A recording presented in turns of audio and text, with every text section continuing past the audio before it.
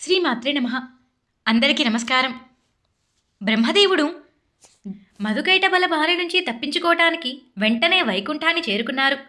అక్కడ ఆదిశేషునిపై పడుకొని హాయిగా నిద్రపోతున్న విష్ణుమూర్తిని చూశారు. వెంటనే చేతులు జోడించి నమస్కరించి ఆయనను ప్రార్థించడం మొదలుపెట్టారు. బ్రహ్మదేవుడు శ్రీమన్నారాయణుణ్ణి ప్రార్థించిన ప్రార్థన మనం కూడా తెలుసుకుందాం. హే దీననాథ, హరే విష్ణు, వామన, మాధవ, నిద్రలే స్వామి, భక్తరక్షక, హృషీకేశ, సర్వావాస, జగత్పతి, ఉత్తిష్ట, అంతర్యామిన్, అమేయాత్మన్, హే వాసుదేవ, హే జగత్పతే, దుష్టశత్రు వినాశక, చక్ర గదాధర, సర్వజ్ఞ, సర్వలోకేశ, సర్వశక్తి సమన్విత, పాహిమాం విశ్వంభర, విశాలాక్ష, పుణ్యశ్రవణ కీర్తన, జగద్యోని, నిరాకార, స్వర్గస్థిత్యంతకారక. ఇదిగో ఇద్దరు రాక్షసులు నన్ను చంపడానికి నా వెనక వచ్చారు. నేను చాలా కష్టాల్లో ఉన్నాను. నువ్వు నన్ను గమనించలేదా? శరణు కోరుతున్నాను. ఇక ఆలస్యం చేయకు తండ్రి, నన్ను రక్షించు స్వామి. ఇలా బ్రహ్మదేవుడు ఎంతోసేపు శ్రీ మహావిష్ణువుని స్తుతిస్తూనే ఉన్నారు. ఎంతసేపు గడిచినా శ్రీ మహావిష్ణువు యోగ నిద్రలోంచి లేవలేదు. అప్పుడు బ్రహ్మదేవునికి అర్థమైంది, శ్రీ మహావిష్ణువు యోగ నిద్రలో ఉన్నారు. ఇది సామాన్యమైన నిద్ర కాదు. శ్రీ మహావిష్ణువు ఆ శక్తికి అధీనుడై ఉన్నాడు. ఈయన ఎంత లేపినా లేవటం లేదు. ఇప్పుడు ఏం చెయ్యాలి? నేను ఎవరిని శరణు కోరుకోవాలి? ఇప్పుడు నన్ను కాపాడగలిగేది ఎవరు? శ్రీ మహావిష్ణువే ఇంతటి నిద్రలోకి వెళ్ళిపోయారటే ఆ శక్తి సామాన్యమైనది కాదు. నేను ఆ యోగ నిద్రనే ప్రార్థిస్తాను. అప్పుడు ఆ యోగ నిద్రాదేవి నన్ను తప్పకుండా రక్షిస్తుంది అని నిర్ణయించుకున్నాడు. విష్ణుమూర్తిని ఇంత అచేతనంగా చేయగలిగిందంటే ఆ శక్తి సామాన్యమైనది కాదు. ఆ శక్తిని స్తుతించడం వల్ల శ్రీ మహావిష్ణువు యోగ నిద్రలో నుంచి లేస్తారు అని నిర్ణయించుకున్నారు. సామాన్యుడు కాని విష్ణుమూర్తియే అంతటి యోగ నిద్రకి వశమైపోయారటే ఇంకా మామూలు మనుషుల గురించి చెప్పటానికి ఏముంది? నేను ఆ యోగ నిద్రనే ధ్యానిస్తాను. ఆ దేవిని ప్రసన్నురాలిని చేసుకుంటాను. విష్ణుమూర్తిని వదిలిపెట్టమని ప్రార్థిస్తాను. అప్పుడు శ్రీ మహావిష్ణువు నిద్రలో నుంచి లేచి యుద్ధం చేసి ఈ రాక్షసుల్ని సంహరిస్తారు, నన్ను రక్షిస్తారు అని బ్రహ్మదేవుడు ధైర్యం తెచ్చుకున్నారు. వెంటనే యోగ నిద్రాదేవిని స్తుతించడం ప్రారంభించారు. దేవి, సకల జగత్తుకి కారణం నువ్వేనని వేదాలు చెప్తూ ఉంటాయి. నాకు ఆ సంగతి ఇప్పటికి తెలిసింది. నేను ఇప్పటికీ అర్థం చేసుకోగలిగాను. అఖిల లోకాలకి నీవే వివేకాన్ని ప్రసాదిస్తూ ఉంటావు. నీవు శ్రద్ధారూపిణివి. నీ యొక్క మాయ ఎవ్వరికీ తెలియదు. ఇక నేనెంత వాడిని చెప్పు? ఇంతవరకు ఎవ్వరూ కూడా నీ గురించి పూర్తిగా తెలుసుకోలేకపోయారు. నీ గురించి తెలుసుకోగలిగేవారు ఇక ముందు కూడా ఎవ్వరూ ఉండరు. నీవే ఈ జగత్తుకి కారణం. నీవే ప్రకృతి పురుషుడవు. ఈ ప్రపంచంలో చైతన్యమనేది రావటానికి కారణమే నువ్వు. నువ్వు నిర్గుణ స్వరూపిడివి.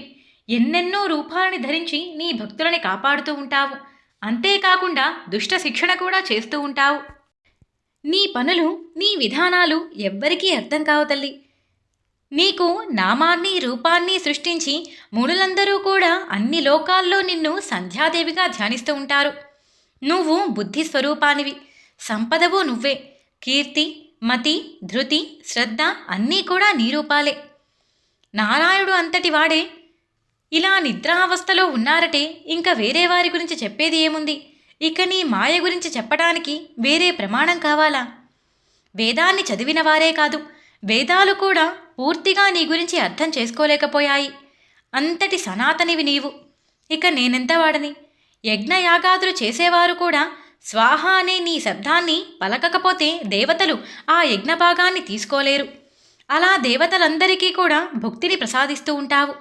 అమ్మా వరప్రదాయిని, నేను చాలా భయపడుతున్నాను. నిన్నే శరణు కోరుతున్నాను తల్లి. ఇదిగో మధుకైటబులు, ఘోర రూపంలో ఉన్న రాక్షసులు నన్ను చంపడానికే కత్తులు నూరుతున్నారు. విష్ణుమూర్తికి ఈ సంగతి చెప్దామని వచ్చాను. ఆయన లేవటం లేదు. నిద్రలో ఉన్నాడు. నీకే వశమైపోయాడు. అతన్ని విడిచిపెట్టు తల్లి, లేదా నన్ను నువ్వే రక్షించు. ఈ రాక్షసులిద్దరినీ నువ్వే సంహరించు. హే మహామాయ, హరిహరుల కోసం కూడా తపస్సు చేసేవాళ్ళు ఎంత అమాయకులో కదా. నీ ప్రభావం వాళ్ళకి ఏమాత్రం తెలియదు. నాకు కూడా ఇప్పుడే తెలుస్తోంది. శ్రీ మహావిష్ణువుని నిద్రలేపాలంటే లక్ష్మీదేవికి కూడా అయ్యేటట్టుగా లేదు. ఆవిడ కూడా నీకే వశమైపోయింది. లక్ష్మీదేవి కూడా నిద్రావస్థలోనే ఉంది. నువ్వు జగజ్జననివి. కోరిన కోరికలు తీర్చే వరప్రదాయినివి. నీ పాదపద్మాలను అర్చించేవారు, అనన్య భక్తితో నిన్ను సేవించేవారు ఎంతో ధన్యులవుతారు. బుద్ధి, తేజస్సు, కీర్తి, శుభప్రవృత్తి మొదలైనవి గౌరీ గుణాలు. అవన్నీ ఎటుపోయాయో తెలియటం లేదు. నీ మాయకే కారణంగా శ్రీ మహావిష్ణువు నిద్రకి బందీ అయిపోయాడు.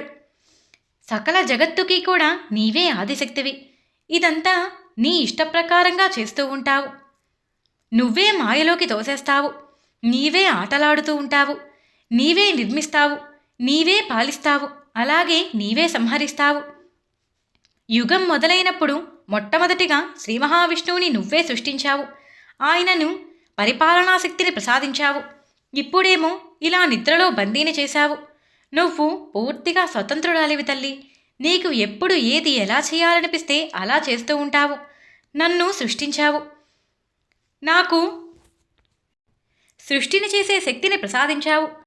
ఇప్పుడు సంహరించాలనుకుంటున్నావా? నన్ను సంహరించటానికి వీరిని ఇక్కడికి పంపించావా? అదే నీ ఇష్టమైతే అలాగే కానీ తల్లి అంటూ బ్రహ్మదేవుడు అమ్మవారిని ప్రార్థిస్తున్నారు. బ్రహ్మదేవుడు ప్రార్థించిన ప్రార్థనను వర్ణించి యోగనిద్రాదేవి విష్ణుమూర్తి శరీరం నుంచి వదిలి బయటికి వెళ్తుందా? బ్రహ్మదేవుడు ఆ ఇద్దరు రాక్షసులతో యుద్ధం చేస్తారా? ఈ విషయాల గురించి మనం తెలుసుకోవాలంటే వచ్చే కథ వినాలి.